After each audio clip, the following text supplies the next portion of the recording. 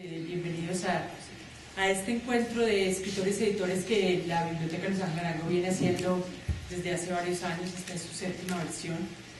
Y yo quería empezar con una nota que envió una de las participantes en los talleres de lectura y escritura de la Biblioteca Luis Ángel Arango, quien participa virtualmente desde Canadá.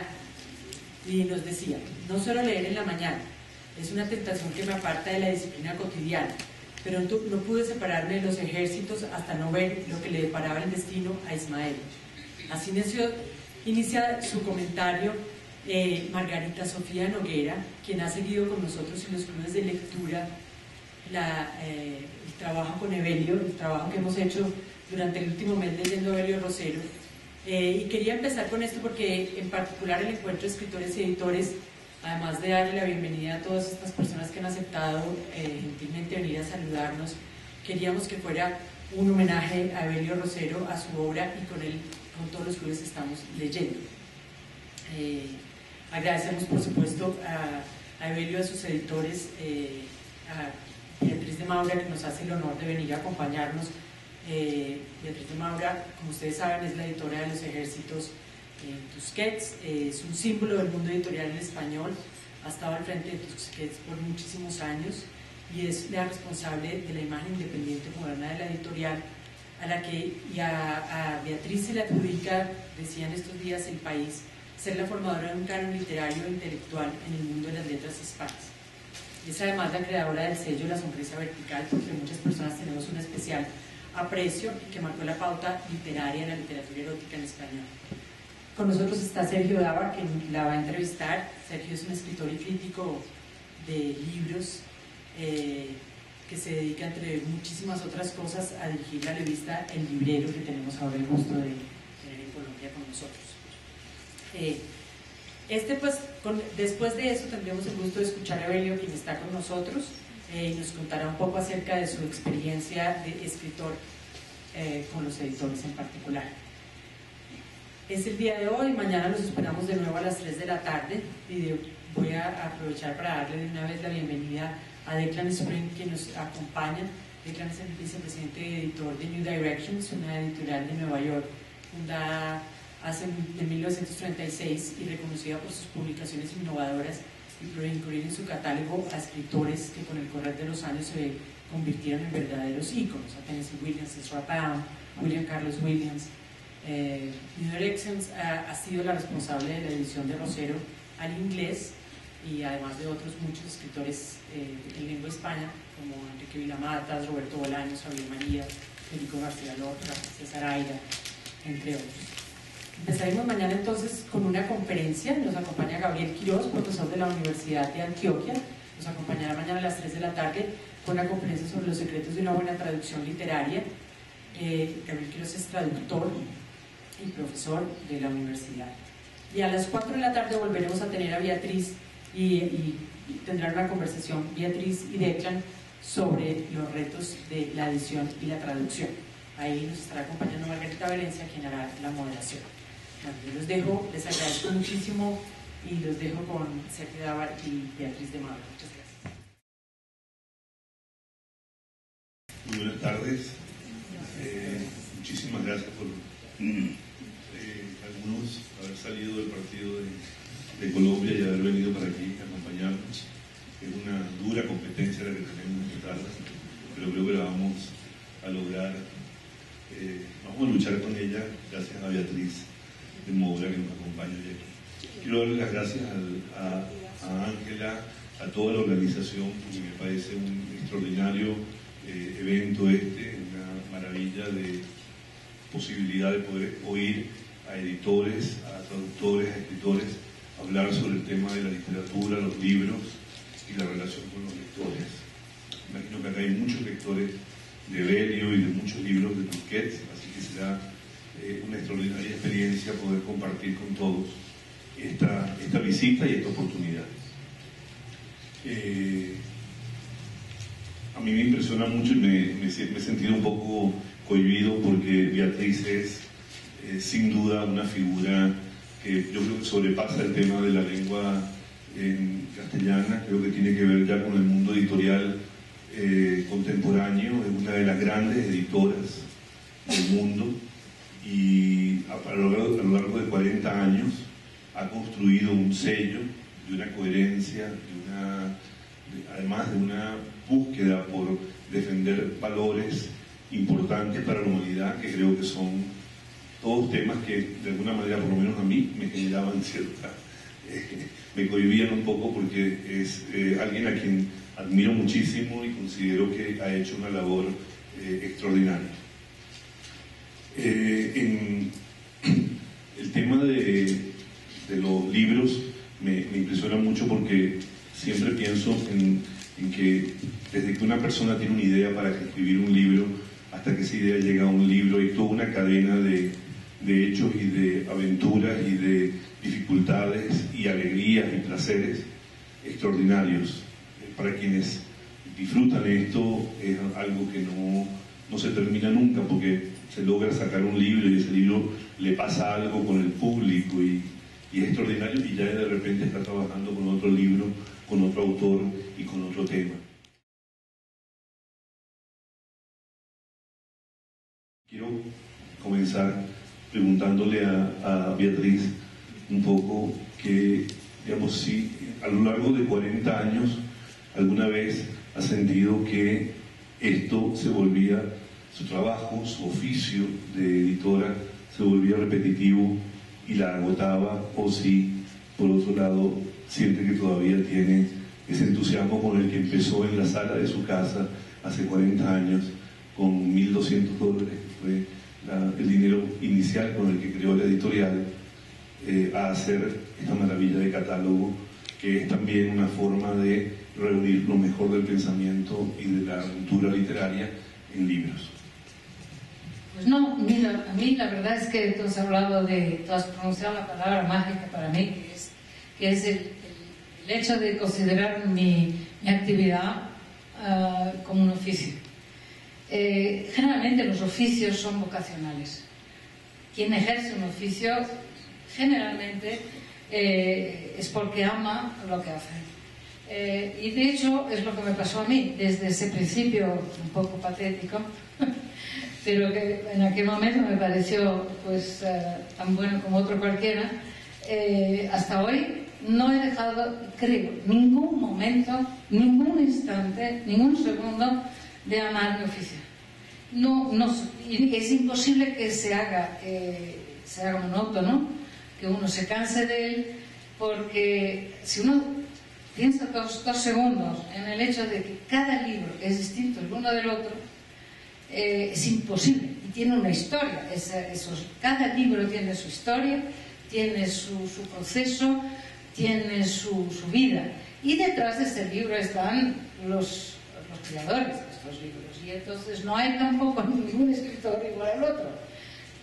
Con cada cual la relación se hace de una manera distinta, evoluciona de una manera distinta, y por lo tanto, al revés, yo creo que soy envidiable, porque hasta hoy no me he cansado, no pienso cansarme hasta que mi cerebro me diga: niña, te ha llegado el momento de retirarte, porque tú ya sabes muy bien en nuestra conversación privada ayer, en la que le demostré claramente que estoy empezando a olvidar ciertas cosas, ciertos nombres, ciertos títulos de libros, con lo cual la vergüenza es cada vez mayor cuando de pronto me encuentro teniendo que citar un libro para quedar muy bien, que lo sé, que perfectamente lo recuerdo, y de pronto me quedo ahí, pues no me acuerdo. Pero en fin, estos son cuestiones de la edad, ya se sabe que esto va, y yo no pienso ceder a esto de momento. El día que me obligue el cerebro a hacerlo, pues ya veré.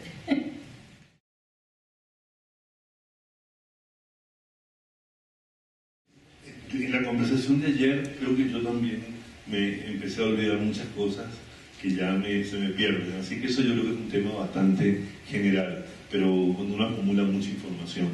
Pero lo que quería decirte, bueno, creo que son más o menos alrededor de 2.300 títulos los que ha publicado Busquets a lo largo de los 40 años, más o menos. Bueno, ahora ya son bastantes más, Estamos en los 3.000 y algo. que para según qué editoriales no es nada. Tú sabes muy bien que en según donde la superproducción es el lema del sello editorial, y nosotros siempre desde el principio hemos pensado que la cantidad está reñida con la calidad. Por lo tanto, pues mira, 43 años.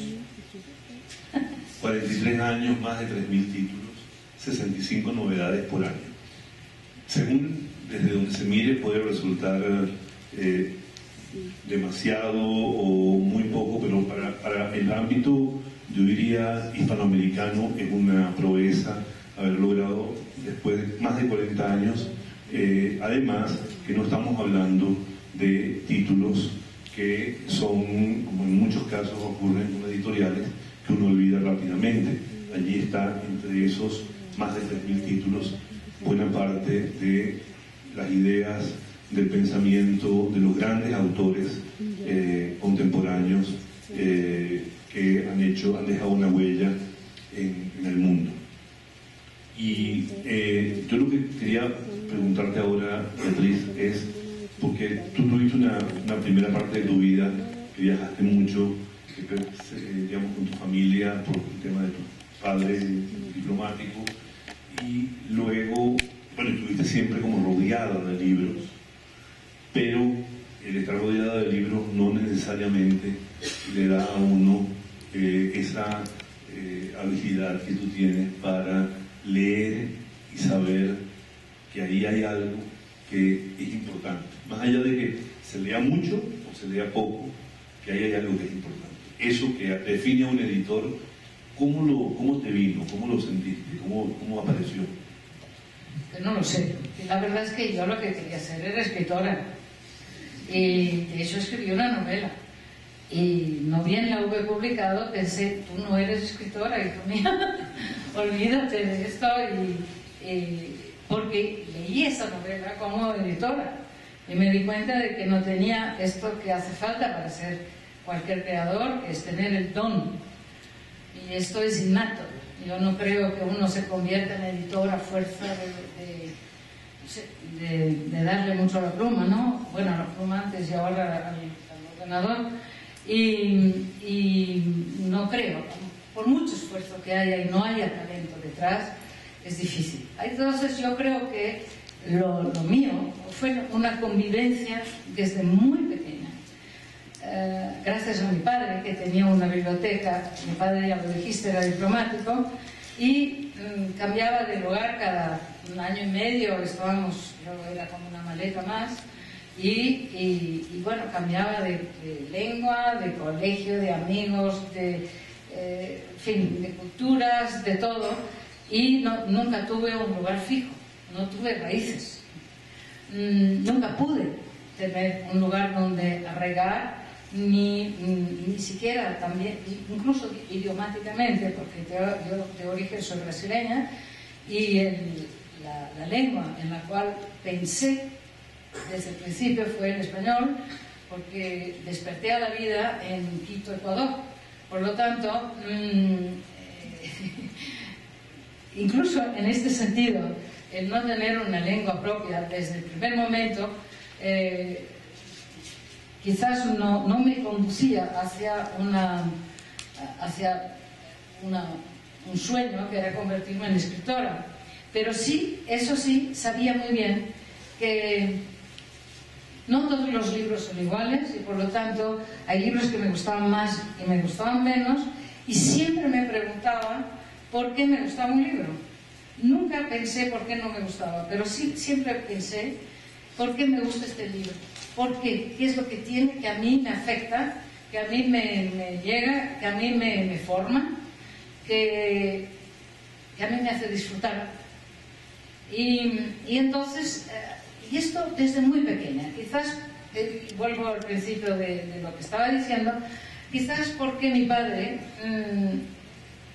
reconstituía su biblioteca en cada lugar donde íbamos, reconstituía la biblioteca exactamente igual o casi igual al lugar anterior donde hubiéramos estado, de tal forma que el lugar, el locus donde yo me encontraba a mí misma, era la biblioteca de mi padre.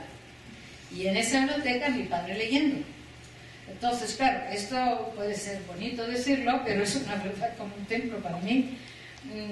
Él leía con una fruición tan enorme, tan grande, tan entregada en los libros, que me contagió. Y yo recuerdo haberme sentado en el escabel al lado de donde él se sentaba, y agarraba cualquier libro en el librero y lo abría, lo leía al revés. No sabía leer entonces. Me sentaba ahí porque quería el bienestar que yo veía en él, quería vivirlo yo. Bueno, de allí, cómo llega a tener eso que llaman en el mundo editorial olfato, para los editores que pues saben, eligen libros para arriesgar, y para arriesgar publicando, ¿no? Yo no lo sé, pero yo supongo que igual que para un escritor que tiene talento, él quizás al principio de su vida no sabía que lo tenía, esto nos explicará Rebelio en algún momento, pero yo creo que hay un momento en que hay un episodio de la vida que te lleva a creer que de esto tú sabes, que no hay aquí, hay algo que te conduce a, por ejemplo, en el caso de una editorial, a arriesgar con un libro que te ha seducido a ti, y a ti, tiene que llegarte a ti. Pues sí, y así yo pienso que es lo que se llama olfato editorial, pero creo que es un don también, es otro don, no tiene nada que ver, es un don pasivo, si quieres, es un don no activo en el terreno de la creación, pero sí es un don para el riesgo, para la curiosidad y para vivir muchas vidas y de una manera muy diversa a lo largo del ejercicio de tu oficio. Eso sí.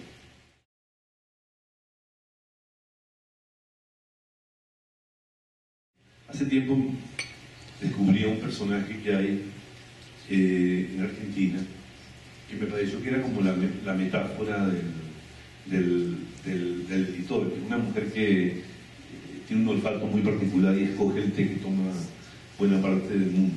Son 10 olfatos, 10 narices, más o menos los que hay en el mundo que escogen el té que todos tomamos.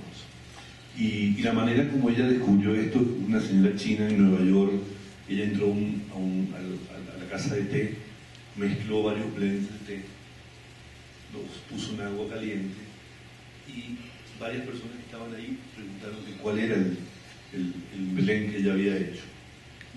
Y a mí me parece que ahí hay una síntesis de que un editor tiene, esa capacidad para hacer algo que los otros. Y lo que quería mencionarte era uno de los casos que tiene la editorial, que es una maravilla, que es Soldados de Salamina, que es un poco eso del té, que de repente lo pones en la mesa, huele y todo el mundo quiere saber de qué se trata. Y es ese libro, por ejemplo, que no sé si tienes ya el número final de ejemplares, pero digamos... Sí, no, son muchísimos. Nosotros creemos que entre las múltiples reimpresiones, las varias ediciones en bolsillo y en varios tipos de edición, en colectores, etcétera, sí debemos estar cerca del 1.000.000. Sí, seguro. 1.000.000 de ejemplares. Sí, y sobre todo por lo que pagamos cada año al autor. Pero sientes que esta capacidad como para poder, digamos, porque digamos, uno también se puede equivocar y hay libros en donde se equivoca. No creo que nos equivoquemos, ¿eh? No creo. Yo en esto siempre lo digo y en defensa de cualquier editor consciente de lo que hace, ¿no? No es que se equivoque, es que porque ese libro le ha gustado, ese libro ha tenido sobre él la misma influencia que tienen todos los demás y con los cuales se ha arriesgado o no, pero el caso es que quizás, y muchas veces a nosotros nos ha pasado. Voy a citar el ejemplo de un autor además muy conocido en Estados Unidos, considerado un bestseller, que es John Irving. Nosotros llegamos a publicar 8 libros de Irving sin que tuviese un éxito ni tan solo similar al de Estados Unidos ni de Francia, donde ha sido un bestseller desde el principio. Nosotros me empeñé en publicarle y seguir publicándole porque era un autor que nos gustaba. Y finalmente con el 8º, que no era ningún libro previsible como un bestseller, pues fue un bestseller en España al menos, ¿no? Y bueno, sí, que fue Una mujer difícil. Esto es un libro que tuvo un éxito que no se sabe por qué. Hasta hoy. Yo no creo haberme equivocado durante 8 años, 8 libros. Creo que simplemente no conectó en el momento quizás adecuado con el público.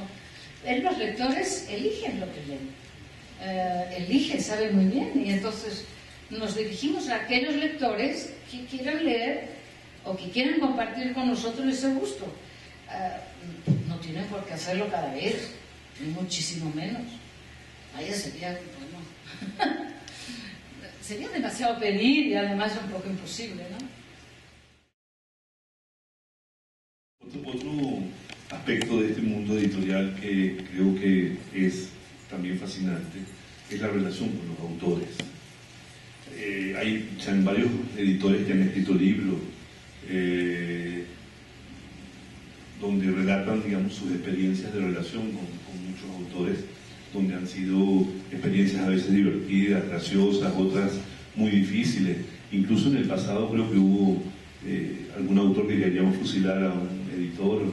Es decir, han habido siempre, hay una relación siempre entre el autor y el editor que es muy particular. En la experiencia tuya, Beatriz, ¿cómo se ha ido dando esto? Y ha pasado también que has tenido autores difíciles. Bueno, ha habido de todo. La verdad es que como todas las relaciones humanas, ¿no? Yo pienso que esto, yo siempre he pensado una cosa, porque alguien alguna vez me ha preguntado si yo era amiga de mis autores. Yo digo no, ante todo soy editora de mis autores. Si además se puede o se da la casualidad de que la relación vaya a otro terreno, que es el de la amistad, pues bienvenida sea, ¿no?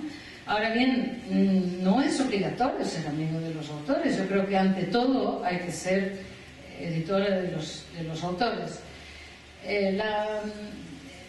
Sobre todo por una razón, porque quizás si no se es editor de los autores, los primeros en sospechar de que algo va mal es el autor, y ya con razón.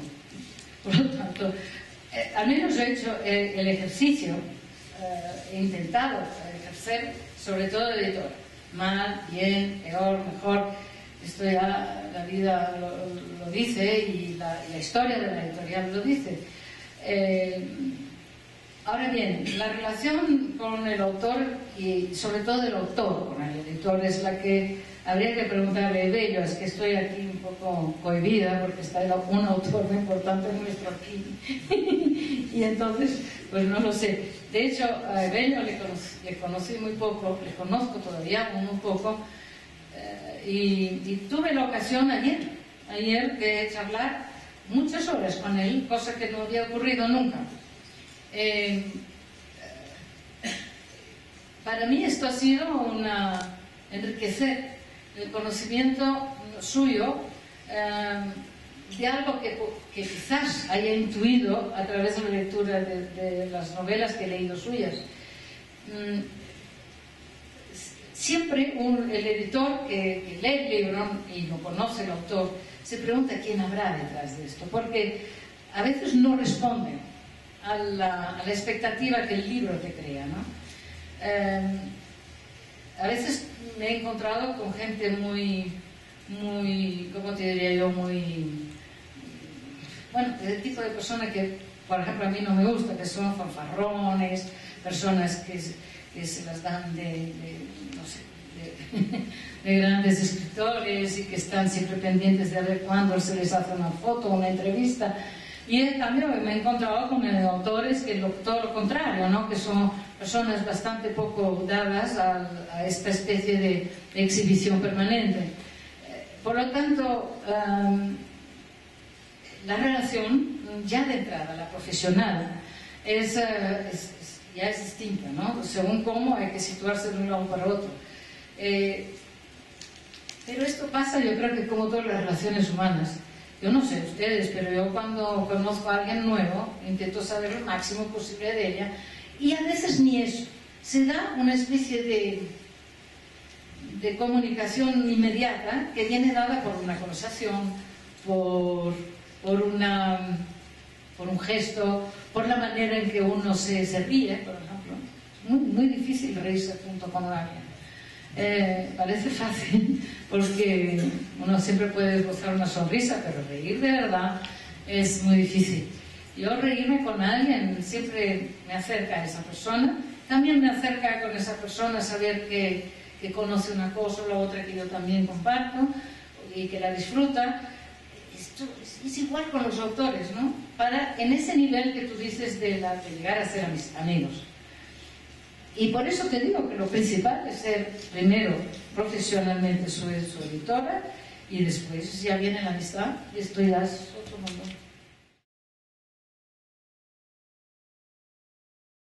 Es que hay mucha mitología alrededor de autores que necesitan casi que no un editor sino un psiquiatra. Y hay un libro en Estados Unidos que dice que se publicó, no recuerdo ya el autor, que tiene un título que es "No soy tu mamá, soy un editor". Y en este sentido, porque bueno, evidentemente me imagino que esto parte de la idea de que los autores son seres a veces frágiles, que necesitan mucho apoyo, porque bueno, me imagino que entran en mucha duda con lo que están trabajando, con lo que hacen. Algunos serán súper seguros y creerán firmemente en lo que están haciendo, pero habrá otros que tendrán como sus debilidades. Y ahí el papel también del editor, imagino, es el papel de alguien que da soporte, que ayuda, que trata de mostrar de alguna manera o juntar la idea de lo que él ha leído en el libro con lo que el autor mismo cree. De hecho, hay una cuestión de la que ahora finalmente estoy segura, que es que no hay ningún buen escritor que esté seguro de lo que hace. El verdadero gran escritor nunca está seguro de lo que hace. Necesita una confrontación que en algunos casos, algunos escritores lo hacen con personas de su entorno o con antiguos profesores o con, en fin, no sé, tienen lo que llaman ellos sus lectores. Pero esos lectores no se van a implicar en el camino futuro que haga el libro y su vida profesional, su vida de escritor. Y en ese aspecto sí. Hay muchas veces hay muchas esquizofrenias, pero entonces también las hay de los editores. O sea, ahí se mezclan hay una mezcla muy extraña y muy peligrosa. Muy peligrosa. Yo creo que en ningún caso, yo creo, toco madera, he caído en esa cuestión de decir yo soy la mamá de mis autores, porque yo si tuviera hijos sería primero mamá de mis hijos que editora, por supuesto. Por lo tanto, yo no puedo concebir eso, ¿no? Como tú dices. Por otro lado, es verdad que la inseguridad de quien crea es la misma de quien crea un libro, como de quien pinta, de cualquier creador. Yo pienso que mi respeto es tal hacia estas personas, y sobre todo las que admiro y aprecio, y con las que en una editorial me arriesgo. No puedo plantearme como un psiquiatra o como una mamá, por una razón simple, porque para mí es lógico que estén en el estado a veces de angustia en el cual viven su desarrollo creativo, ¿no?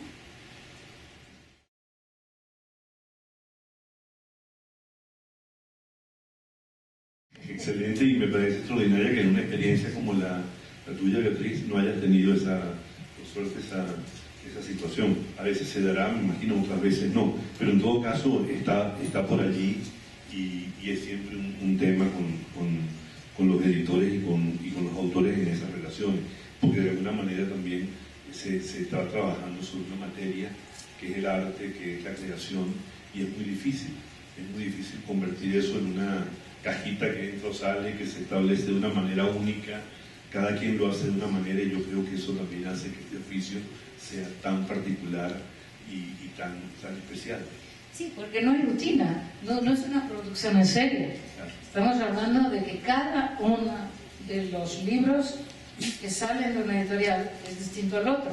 Cada uno de los autores que están detrás de estos libros son distintos de uno al otro.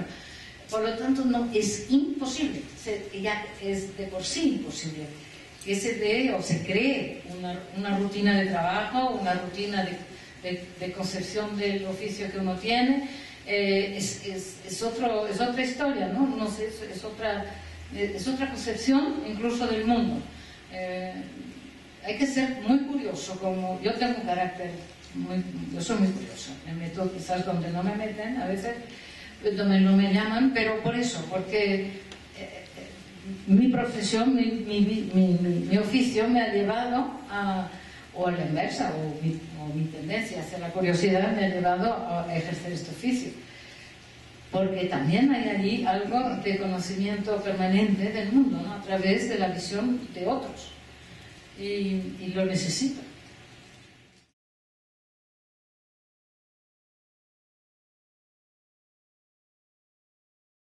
Desde una opinión muy personal, yo creo que hay un mundo de editores que, es decir, de alguna forma no se han seguido produciendo, como digamos, no ha habido una generación nueva que pueda tener lo que hicieron algunos editores importantes, porque están cambiando muchas cosas, porque el mundo está cambiando. Es decir, yo leía en el catálogo de Tusquets algo que creo que hoy en día no es fácil que ya nadie tenga, y es nada más que tener un archivo de cartas con los escritores. Es decir, eso que ustedes guardan como un tesoro en Tusquets, y que sin duda lo es, que debería ser un tesoro como esos tesoros que la humanidad debe guardar como un registro de lo que fue capaz de producir la inteligencia. Hoy en día es probable que ya no exista, es probable que las editoriales tengan correos electrónicos breves, muy concisos, que además con algún virus es probable que desaparezcan en cualquier momento. Lo que digo es, no estoy acá alegando contra la tecnología ni nada, simplemente digo que el mundo va cambiando y creo que leer lentamente es algo que casi ya es casi imposible, porque el mundo está a una velocidad y con una cantidad de retos y de situaciones muy particulares, ¿no? Entonces, me quería como preguntarte, desde tu perspectiva, ¿cómo ves esto? ¿Todo se manda por correo o se puede ver en una pantalla, en una tableta, en un teléfono? Es decir, ¿cómo es decir, en ese cambio, cómo te sientes y cómo sientes que eso perdurará? Bien, al bien de otras implicaciones de eso tan serio que tú has comentado, hay una cosa que para mí ha sido un alivio. Por ejemplo, tener un iPad y poner en el iPad, pues no sé, a veces 50, 60 kilos de papel que tenía que ir arrastrando en una maleta, que eran los manuscritos que yo llevaba. Ahora los leo en un iPad. ¿Cómo puedo leer en un iPad? Hay mucha gente que no me cree que soy capaz de hacerlo. Soy muy capaz de hacerlo. No me molesta en absoluto. Incluso a veces aún hago así para pasar una página. Y bueno, pues mancho un poco el rincón derecho de lo que sería la hoja. Pero bueno, ahora hay que hacer así. Bueno, te pasa la hoja. A veces se corren 3 o 4 hojas y bueno, bueno, pero uno se adapta a esto, porque yo sí que vuelvo a la página y a la línea donde estaba y la recojo ahí. Esto depende de la predisposición de la persona. a mí personalmente, y ahí entro ya un poco más en lo que tú querías, supongo, entrar en el terreno que tú querías entrar, hay alguna cosa que yo, desde que aparecieron todos estos aparatos, todas estas tentaciones electrónicas, tuve la sensación de que detrás de todo esto lo que había era una especulación desaforada. Había mucho dinero en camino y había una invasión, intento de invasión de una cantidad de nuevos juguetes electrónicos que querían colocarme a la fuerza. Y yo, bueno, me dediqué un tiempo a ver qué me aportaban todos estos juguetes, ¿no? Tuve iPhones, el iPad es lo único que tengo ahora para leer, y ya tengo un teléfono que me permite comunicarme con el mundo, pero no más, o sea, no utilizo para nada más. Y cuando hay que servirse de la tecnología a mano, pues me sirvo de ella, pero lo que no quiero es que ser esclava de la tecnología. Eso sí que no. Por ahí no pasaré. Y bueno, perdónenme los que sean forofos y muy adictos a eso, pero yo desde luego allí no me pillarán, porque de entrada mi vida es la mía y yo hago con ella lo que quiero. Espero que me dure. Nunca se sabe, uno cambia mucho a veces y dice, caramba, yo decía eso hace 2 años y mírame ahora tuiteando con otros, ¿no? Y leo con mucha gente, eso sí. Esto lo he puesto a mi servicio y creo que me ha servido y sigue sirviendo. Correspondencia. Yo sigo escribiendo un mail como escribía una carta. No parto las palabras, no pongo casi, que si, cosas de estas por en medio, ni me invento un lenguaje nuevo, porque no sabía utilizarlo. Escribo, querido fulanito de tal. Luego paso la línea siguiente, empezando un margen y hago mi párrafo. Paso margen, me voy a la otra vez, y así voy haciendo mi carta a través de un medio electrónico que es el medio que yo utilizo, pero la carta es la carta, y inmediatamente de esta carta tengo una copia en papel. Pero además tengo otra cosa que va a servir en el futuro para ese archivo que dices tú, que se llama el disco duro, que es el cerebro. Es el cerebro de todo lo electrónico que pasa por la editorial. Y hoy en día, todos los 3 días, cada 3 días de la editorial, se hacen eso que estoy perdiendo, que es la memoria, esa memoria queda ahí en un aparatito que después no ocupa mucho lugar y que es la memoria de la editorial. Y entonces ahí incluso hay una memoria que nunca pude controlar si realmente existía, que es esa parte de la que nunca se habla de una editorial, pero que es igualmente o más importante a veces según los casos, que es la parte empresarial. O sea, también está en el disco duro.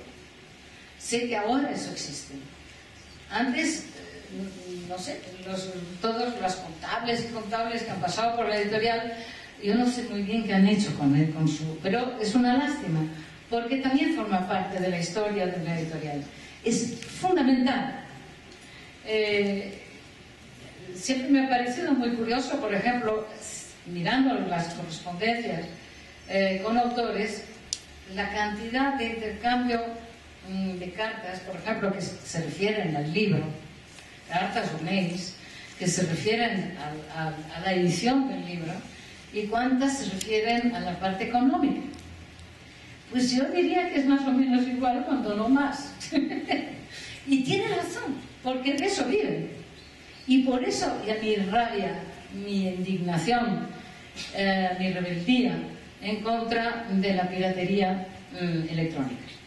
porque es bajo el pretexto demagógico de la libertad de expresión. Lo que se está haciendo es eliminar la creación literaria, la creación musical, la creación en general y sobre todo el pensamiento. Esto ahí sí que tampoco puedo con todo eso y me encontrarán siempre allí para estar en contra de todo eso. Y esto es lo grave. Entonces yo quisiera que esto se reflejara en el futuro, cuando yo ya no esté para contarlo, esté depositado en algún lugar, y estoy en ello. No para venderlo, sino para que sea un fondo de curiosidad para quienes quieran conocer, saber la historia. Habrá que pedir los permisos a los autores para ciertas cosas y para otras no.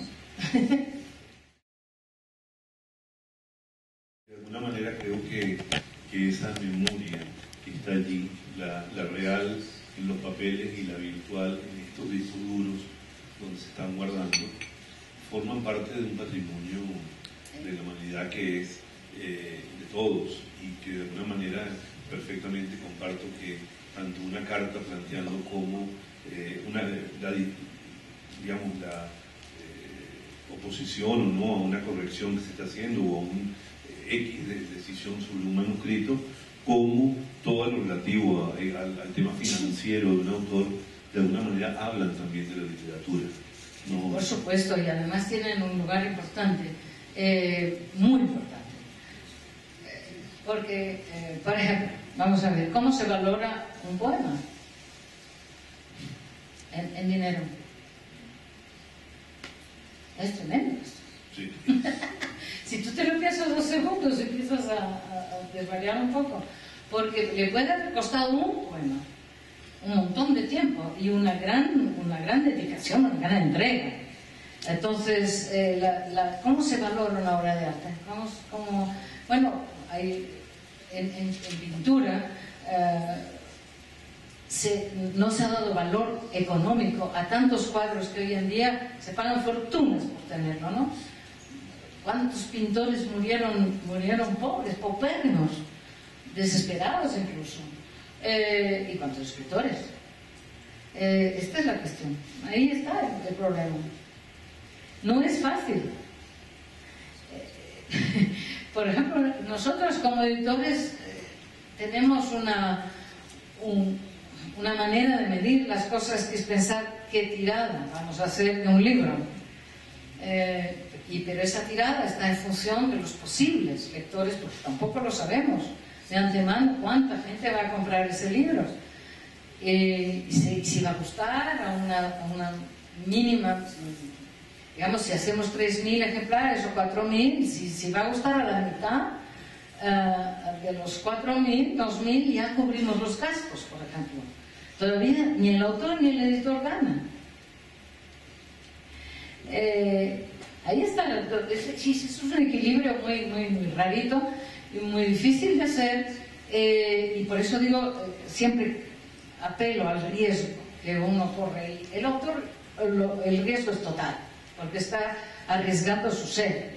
El cómplice que tiene directo es el editor, que gasta sus dineros en arriesgar la publicación de esa obra, pero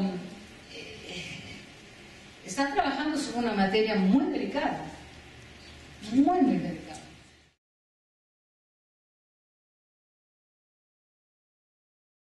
Pero ahí en eso que acabas de mencionar también aparece una diferencia muy grande entre lo que podríamos hablar que es un editor, no muy pequeño, sino que puede ser grande, pero que tenga una cierta mirada independiente, humanista, de valoración de la obra, y lo que puede a veces ocurrir con las grandes transnacionales, que tienen una mirada mucho más fría y financiera.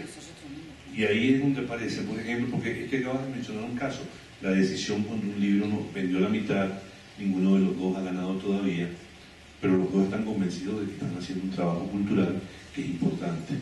Y quizás no sabemos por qué, porque además hay un milagro en todo esto. De repente, después de 6 meses, se empieza a vender desesperadamente un libro, o no.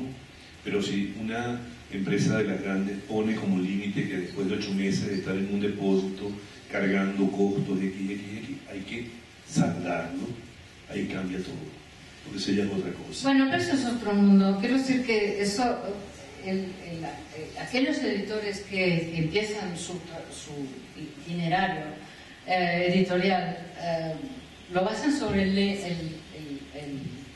provecho económico.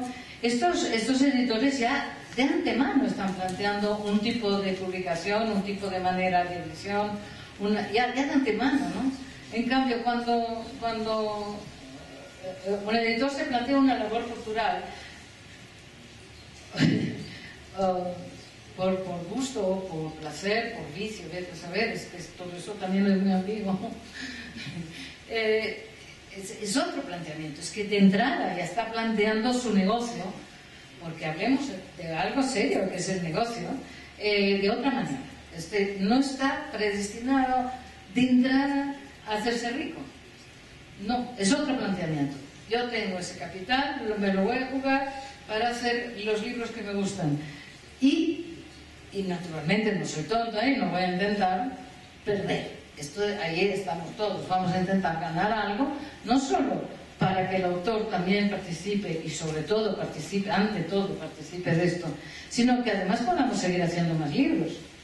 Es que todo esto es una cadena, no es solo un solo libro, sino que cuando uno proyecta un programa editorial, está pensando en un tipo, ya está determinando un tipo de libros y un tipo de lector, ya tiene así una imagen muy vaga de entrada y yo creo que sigue siendo vaga toda la vida, pero quizás un poco uno no conoce la cara de a quién se dirige.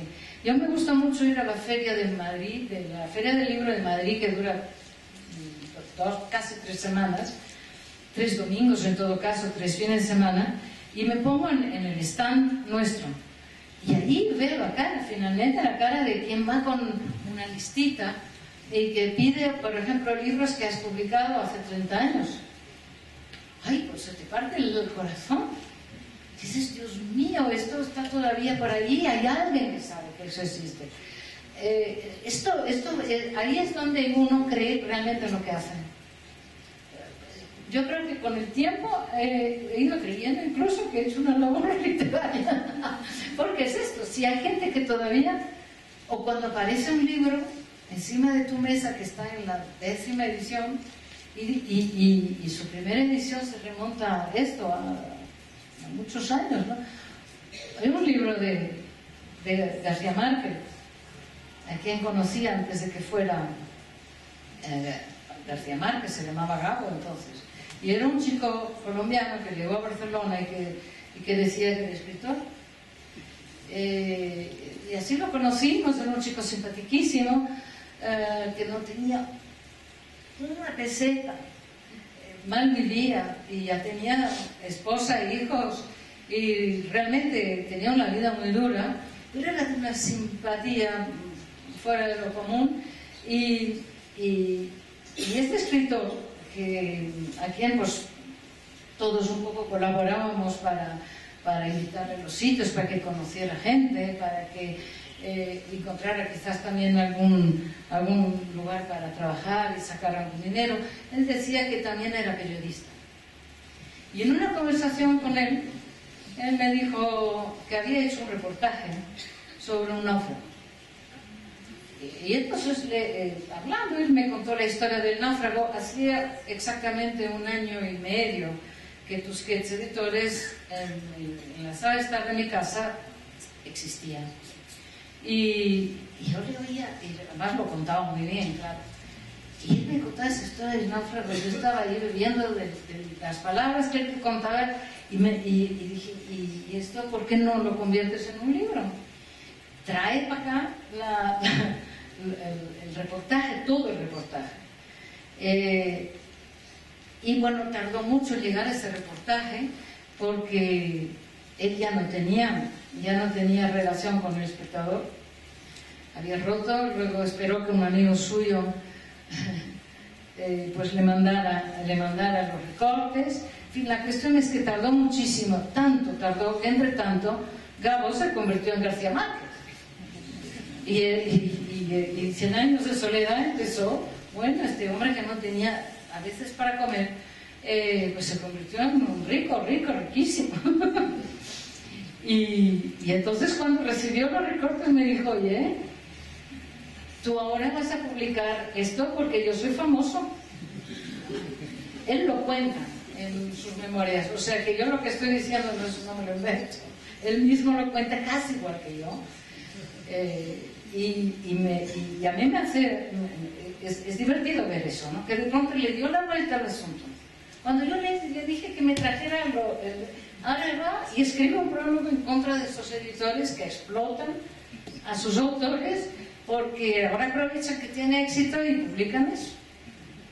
Y ese prólogo sigue vigente en la edición que seguimos haciendo y en la edición que hay por todo el mundo. Es así. Y mi amistad con él sí, finalmente hice amistad. Bueno, finalmente no, al revés, ahí empezó el amigo antes, ¿no? Y no me quejo en absoluto, es así la vida.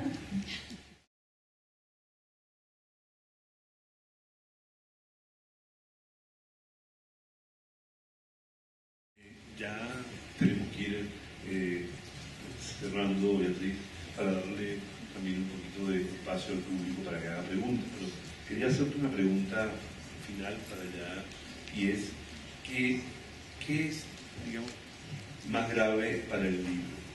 ¿La tecnología o los libros que se parecen a la comida de avión? Ah, sí, los que se parecen a la comida de avión. Porque siempre serán comida de avión.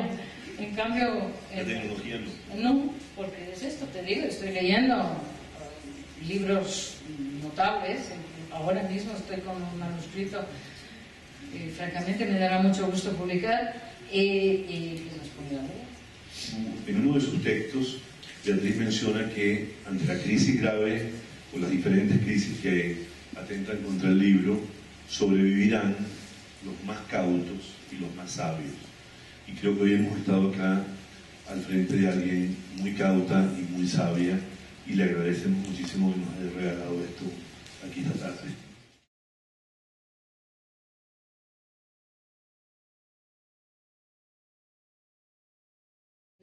Yo pienso que naturalmente cada país tiene los escritores que tiene, quiero decir que cada país depende mucho. Todos los países hispanoamericanos en general son en este momento muy requeridos, y esto lo digo porque el conocimiento de causa, son muy requeridos para ser traducidos. Cuando nosotros vamos a la Feria de Frankfurt, que es la feria, digamos, comercial más internacional, no puede haber otra más absolutamente internacional, nos preguntan, ¿qué escritor hispanoamericano tienen ustedes nuevo? Entonces, esto contesta, yo creo, a su pregunta, que es que nosotros, como editores que publicamos en lengua española, tenemos absolutamente la obligación, ya no digo obligación, la curiosidad, es que sobre todo la curiosidad, antes que la obligación, de saber qué está ocurriendo en cada país y lo que tiene. Ahora bien, tengo que reconocer una cosa que no me gusta hablar mucho, pero que dejo aquí como interrogante.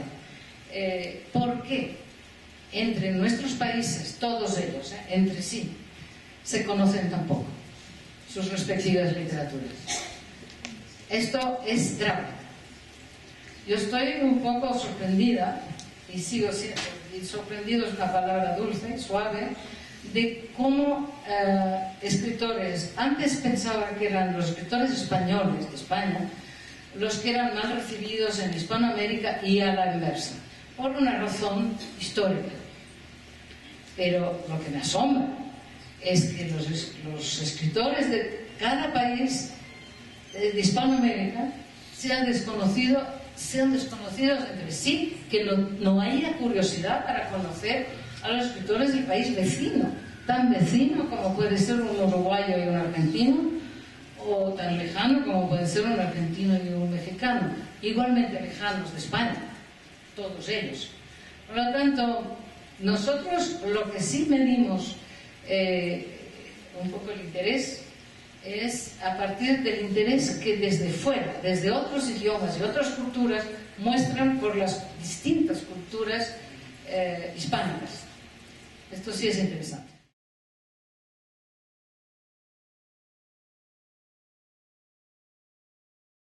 Yo creo que ninguna. Es absurdo pensarlo esto. El escritor es escritor y uno es editor. No puede influenciar, puede sugerir. Y el que finalmente decide es el autor. Al menos es mi actitud. Yo no sé qué pasa por ahí, pero en mi caso, desde luego, jamás he intentado siquiera.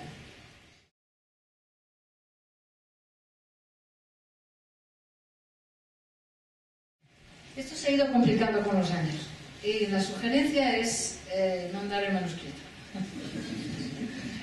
En tal sentido, ¿le parece oportuno la relación con un agente literario? Mire, esto es una de las cosas que ha cambiado más el mundo editorial. Le voy solamente a dar un ejemplo. Antes hablábamos de la relación autor-escritor, que es una relación en la cual las dos figuras que realmente arriesgan algo en el circuito que va del libro, la creación del libro, al lector, las dos entidades, las dos personas que los dos son el autor primero y después el editor con su dinero. Entre medio, nadie, absolutamente nadie arriesga más. La presencia de la gente que atraviesa esa relación le sirve al autor para no tener que hablar de dinero con el editor. Ahora bien, esa gente cobra del autor, no arriesga nada. El autor que decida.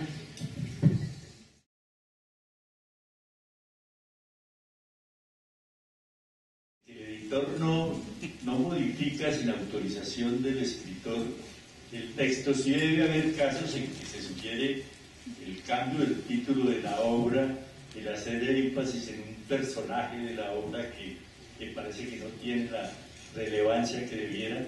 ¿Cómo se concilia eso entre el editor y el escritor? Pues hablando, como casi toda la vida, ¿no? Yo menos es lo que hago. Yo lo que hago es hablar con él y, por ejemplo, ha habido, es verdad.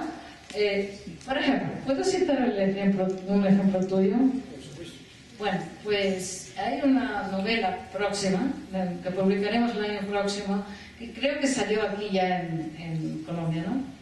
Que se titula En el lejero.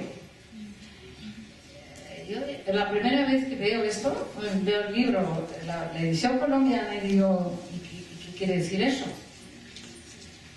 Y inmediatamente estoy pensando en los otros países hispanoamericanos nuestros y en la traducción de esto. ¿Cómo vamos a hacer esto? Y ya le pregunté, ya estuvimos hablando acerca de esto. Yo le dije, mira, ¿y qué podemos hacer? Y yo mismo estoy pensando también, porque en el lejero, incluso en Colombia, me temo que no quiere decir nada. Al menos tal como me explicó Evelio, es una expresión de su madre, que le decía, estás en el lejero o algo así, ¿no? O te vas al lejero, porque se fue fuera de Colombia y estuvo pues, durante un tiempo fuera de Colombia y se fue al lejero. Cuando él me explicó la historia, empecé a entender que había que mantener ese título, a riesgo de lo que sea. Esta es la cuestión. Lo que hay detrás de un título vendrá en la lectura del libro, ¿no? Luego, el traductor, esto lo haremos mañana, el traductor en otros países ya se las verá con ellas, o sea, ya hablará también con el autor y le pregunté yo, ¿qué hago ahora? tengo que inventar una frase similar a una colombiana que le dice a su hijo que se va al vejero. Pues no lo sé, esto ya es un problema de otro autor.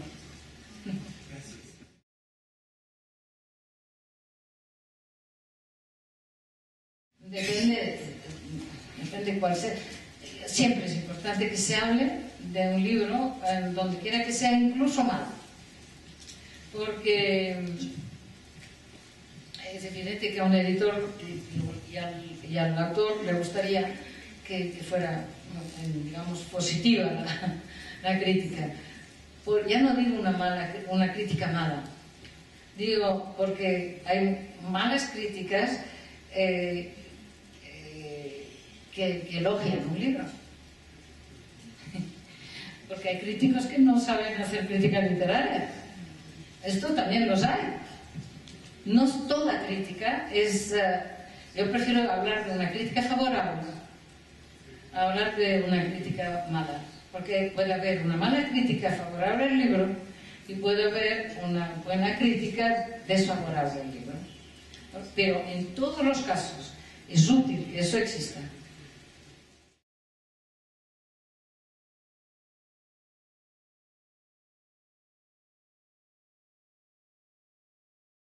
Yo creo que es mandando el manuscrito, no hay otra. Uno no puede tomar una decisión en el aire.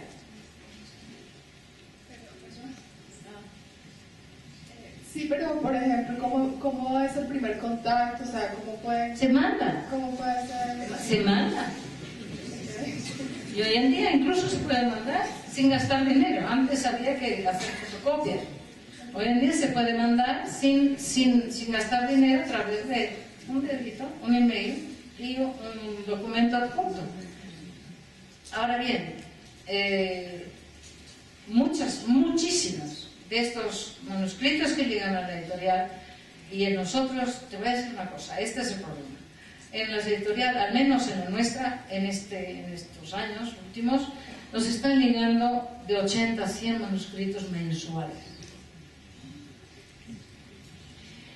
Hay de todo.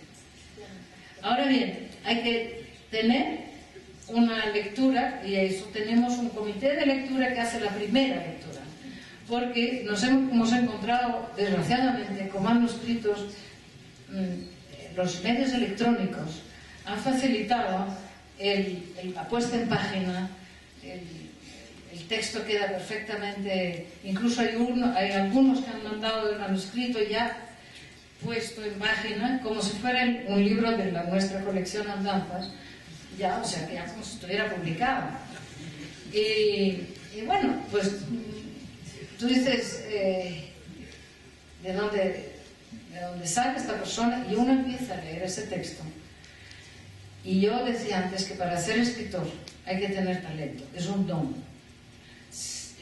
Desgraciadamente, el resto de 100 personas al mes, tener el don de escritor sería la panacea, ¿no? Y no muchos tienen el don. Esto es el problema. Bueno, vamos con dos últimas preguntas para finalizar esta sesión. Coincidimos en que se manda, ¿no? ¿Nos puede facilitar su correo electrónico y entonces se lo hacemos llegar más rápido? ¿Cómo no? Tengo aquí mi tarjeta. Cuando quiera la salida, usted me lo pide y se lo doy. Perfecto, se lo pido a la salida. Eso mismo.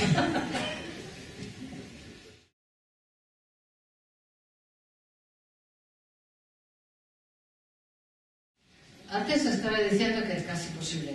O sea, los factores son factores totalmente... Bueno, vamos a ver, si es un autor que la editorial ya ha publicado, ya conoce, ya sabe qué tipo de lectores y cuántos lectores puede tener, pues se basa sobre esto, porque entonces ya se puede calcular una tirada y fijar un precio en función de esto, ¿no? Ahora bien, cuando el autor es completamente desconocido, es la incógnita.